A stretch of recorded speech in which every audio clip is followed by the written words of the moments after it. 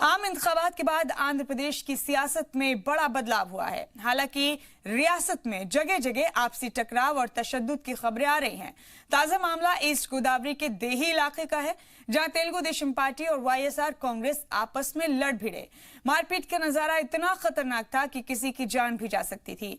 Voting के दिन से ही रियासत में लगातार दोनों हामियों में ऐसी तसादुम की खबरें आ रही हैं। हालांकि इंतजामिया इस पर काबू पाने का दावा करता रहा है।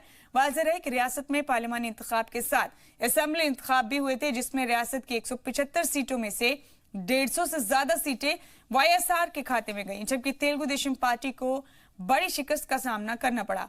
उसी तरह पार्लियामानी इंतखाब में 25 सीटों में से 22 सीटें वाईएसआर कांग्रेस के खाते में आ गई, जिसके बाद वोटिंग के महीनों बाद भी दोनों जमातों के हामियों में तसादुम के वाकयात रुकने का नाम नहीं ले रहे।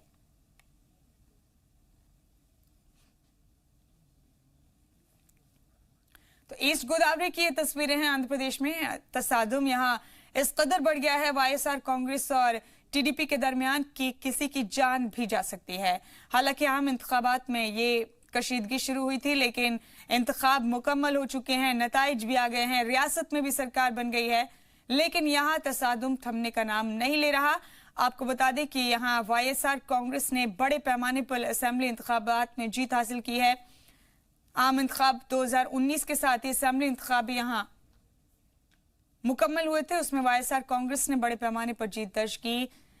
लोकसभा इंतखाबात में भी अच्छा मुजाहिरा किया वाईएसआर कांग्रेस ने, लेकिन तब से लेकर अब तक तेलुगु देशम पार्टी और वाईएसआर कांग्रेस के दरमियान बेहद कशीदगी का माहौल है।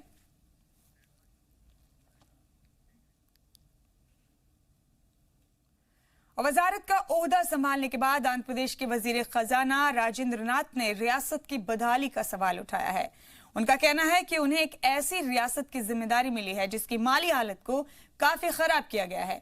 हालांकि उन्होंने यकीन दहानी कराई कि वो सीएम जगनमोहन रेड्डी से मिलकर जल्द ही इस पर बेहतर काम करेंगे, ताकि रियासत की तरक्की में कोई रुकावट न आ पाए। इस दौरान वजीर खजाना ने इस हालात के लिए चंद्रबाबू हुकूमत की गलत पॉलिसीज को जिम्मेदार बताया। आम इंतखाबात में शानदार कामयाबी के बाद पीएम मोदी लगातार मजहबी मकामात का दौरा कर रहे हैं, लेकिन पीएम मोदी के तिरुपति दौरे को लेकर सीपीआई ने सवाल उठाया है। पार्टी ने कहा है कि उनका मंदिर जाकर दर्शन करने पर वो कोई कमेंट नहीं करेंगे, लेकिन जिस तिरुपति में पीएम ने स्पेशल स्टेटस का वादा किया था उसके बारे में वो खामोश क्यों हैं? इस मामले में के नारायणन ने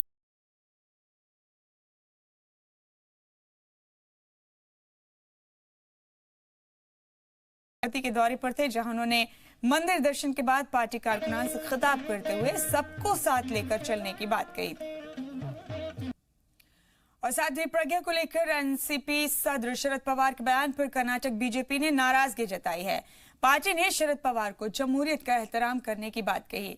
हालांकि एनसीपी का कहना है कि शरद पवार ने उस इमारत की अहमियत गिराने पर फिक्रमंदी का इजहार किया है। उन्होंने कहा था कि जिस इमारत में मुल्क के अजीम लीडरान अवामी मसाइल को लेकर तबादला ख्याल करते रहे हैं, आज उसी इमारत के अंदर होने वाले मुश्तरका इजलास में धमाके की एक मुलजिम भी मौजूद रहेगी। वाज़ेह रहे कि कल शरद पवार ने साध्वी प्रज्ञा को लेकर बीजेपी पर निशाना साधा था। उन्होंने कहा कि धमाके के एक मुलजिम के साथ बैठकर मुल्क के एमपी सदर जमहूरिया का खुतबा कैसे सुनेंगे, जिसकी बाइकआउट की जरूरत है।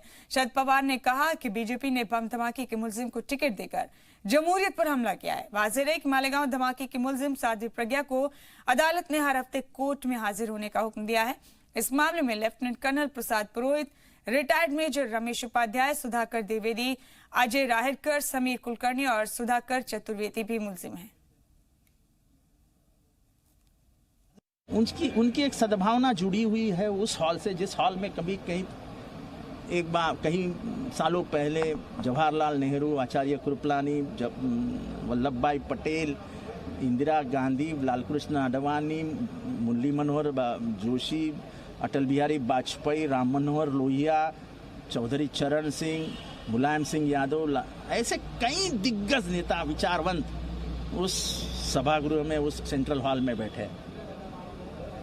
तो वो व्यथित है कि जिस हॉल में भारतीय राजनीति की एक परंपरा का जतन हुआ, उनको वो परंपरा कहीं ना कहीं मारी हुई दिखाई दे रही है, इसलिए वो व्यथित है। और क्या है, उनकी वेदना उन्होंने कही है। पढ़ेंगे बुलेटिन में आगे। लैंड एक्विजिशन बिल के खिलाफ कर्नाटक में जगह जगह मुजाहरा हुआ है। किसानों ने कई जगह सड़क जाम कर अपने गुस्से का इजहार किया। इस बिल को किसान मुखालिफ बताते हुए खत्म करने की मांग की गई। सड़क जाम होने की वजह से आने जाने वाले मुसाफिरों को भारी दुश्वारियों का सामना करना पड़ा। हालांकि पुलिस का कहना है कि उन्होंने बहुत जल्द रास्ता खुलवा दिया। उन्होंने ये भी तस्लीम किया कि इसके लिए उन्हें 150 से ज्यादा किसानों को हिरासत में लेना पड़ा। रियासत के शिवमोगा हुबली में किसानों की पुलिस एहलकारों के साथ काफी नोक-झोंक भी हुई। बढ़ती गर्मी और तेज धूप से पानी का सतह गिरता जा रहा है, जिससे अब आम आदमी के सामने पीने के पानी की परेशानी शुरू हो गई है। तमिलनाडु, कर्नाटक, महाराष्ट्र, राजस्थान जैसे रियासतों के देही इलाकों का तो बुरा हाल है। ऐसा ही एक नजारा देखिए महाराष्ट्र के मेलघाट का।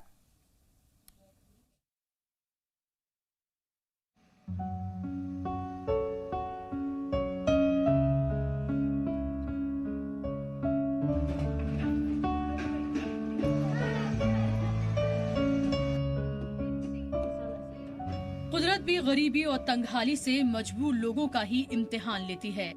तेजी से बढ़ती गर्मी से पानी के गिरते सतह से लोगों के सामने पीने के पानी की परेशानी शुरू हो गई है। दिन भर कड़ी मेहनत करने वाले परिवार के सामने पानी जुटाना भी एक मसला बनता जा रहा है। ऐसे हालात के लिए लोग हुकूमत की पॉलिसीज को जिम्मेदार ठहरा रहे हैं। अवामी मसाइल तो बहुत हैं, लेकिन पानी उनमें इतना अहम है कि वो किसी हाल में जुटाना पड़ता है।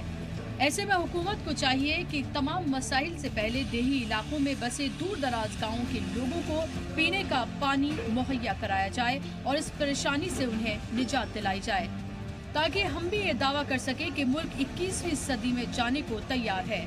ब्यूरो रिपोर्ट, जी सलाम।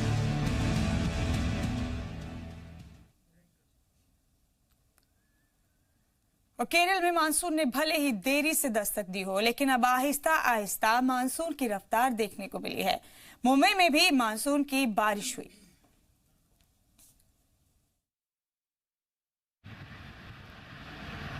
केरल में मानसून के एक हफ्ते की देरी से आने के बावजूद अब लक्षद्वीप, केरल और तमिलनाडु में तेजी से आगे बढ़ रहा है। माना जा रहा है कि मंगल तक शुमाली रियासतों में भी मानसून के बेहतरीन हालात बन गए हैं। महकमा मौसमियात का कहना है कि जुनूब मशरिक और मशरकी वस्ता अरब सागर के अलावा लक्षद्वीप में साइक्लोन तूफान आने के हालात बन रहे हैं। इन इलाकों में हवा का कम दबाव है। ये दबाव शुमाल मगरिब की जानिब बढ़ेगा। वहीं महाराष्ट्र के कई इलाकों में प्री मानसून बारिश हुई। मुंबई में कई जगहों पर प्री मानसून बारिश हुई। महाराष्ट्र के नासिक, औरंगाबाद, शिरडी और पुणे में प्री मानसून बारिश हुई। हालांकि महाराष्ट्र में साइक्लोन तूफान को लेकर हाई अलर्ट जारी किया गया है। अलर्ट में बताया गया है कि 11 जून और 12 जून के बीच हिंदुस्तान के मगरबी साहिल के पास बहरे अरब में साइक्लोन तूफान आ सकता है। ये तूफान रियासत के साहिल से तकरीबन 300 किलोमीटर दूर होगा। इसी दौरान मुंबई में मानसून का आगाज होगा। मछुआरों को इस दौरान समुद्र के साहिल पर जाने से मना किया गया है। वहीं दिल्ली, एनसीआर और यूपी में मानसून के लिए अभी इंतजार करना पड़ सकता है। ब्यूरो रिपोर्ट, जी मीडिया। केरल में मानसून की आमद के साथ ही फिशरमैन के लिए अलर्ट जारी कर दिया गया है। इंतजामिया ने जहां समंदर में दाखिले पर बैन लगा दिया है, वहीं दीगर एहतियात बरतने की भी बात कही गई है। वहीं फिशरमैन यूनियन ने सरकार से मांग की है कि उनकी परेशानियों को नजर में रखते हुए उन्हें राहत दी जाए। वाज़ेह है कि खराब मौसम में अक्सर समंदर में हादसात होते रहते हैं, जिसमें फिशरमैन को जानी नुकसान तक हो जाता है। इसे देखते हुए इंतजामिया ने ये बैन लगाया है।